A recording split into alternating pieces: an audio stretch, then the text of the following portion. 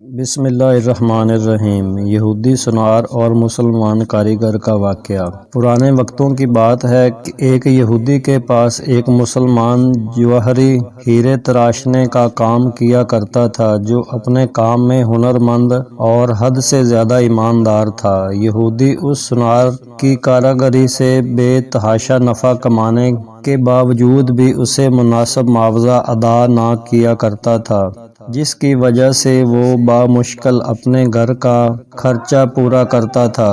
اس طرح کام کرتے کرتے اس نے عمر گزار دی اور وقت گزرتے ہی اس کی بیٹی جوان ہو گئی۔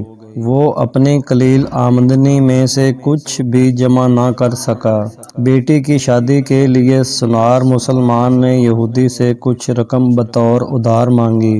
کروڑ پتی ہونے کے باوجود یہودی نے رقم دینے سے معذوری ظاہر کر دی، جس پر سونار اپنی قسمت کو برا بھلا کہتا ہوا گھر لوٹ آیا۔ رقم ادھار نہ ملنے پر بیوی نے سخت ناراضگی اور طعنوں سے اس کا استقبال کیا۔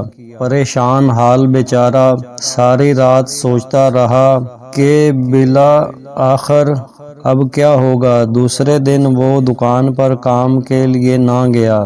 بعد میں یہودی سونار کے بلانے پر جب وہ دکان پر پہنچا تو اس کے ہاتھ میں ایک پوٹلی تھی، جو اس نے یہودی کے سامنے کھول کر رکھ دی۔ اس میں بیش قیمت ہیرا دیکھ کر یہودی سوالیہ نگاہوں سے کاریگر سونار کی طرف دیکھنے لگا۔ کاریگر بولا، مالک، یہ ہمارا خاندانی ہیرا ہے، اسے بیچنے کی اجازت نہیں۔ آپ اسے اگر گروی رکھ کر مجھے کچھ رقم ادھار دے دیں، میں آپ کو رقم لوٹا کر اپنا ہیرا واپس لے لوں گا۔ یہودی راضی ہو گیا۔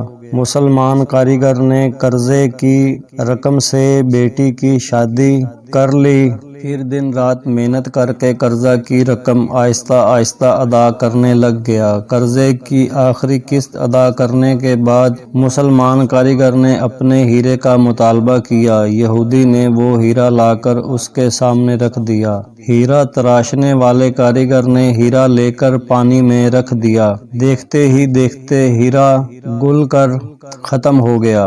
ہیرا تراشنے والے کاریگر نے کہا، مالک، یہ مصری ڈالی تھی، جسے میں نے اپنے فن سے ہیرے کا اس طرح سے روپ دیا تھا کہ آپ جیسا سونار بھی دھوکہ کھا گیا۔ آپ نے میری عاجزی اور درخواست پر قرضہ نہ دیا، جس کی وجہ سے مجھے یوں آپ سے رقم نکلوانی پڑی۔ میں مسلمان ہوں، اس لیے بھاگا نہیں، اب آپ کی پائی پائی ادا کر کے سرخرو ہو گیا۔ افسوس کہ آپ نے میری قدر نہیں کی، اس لیے ملازمت چھوڑ کر جا رہا ہوں۔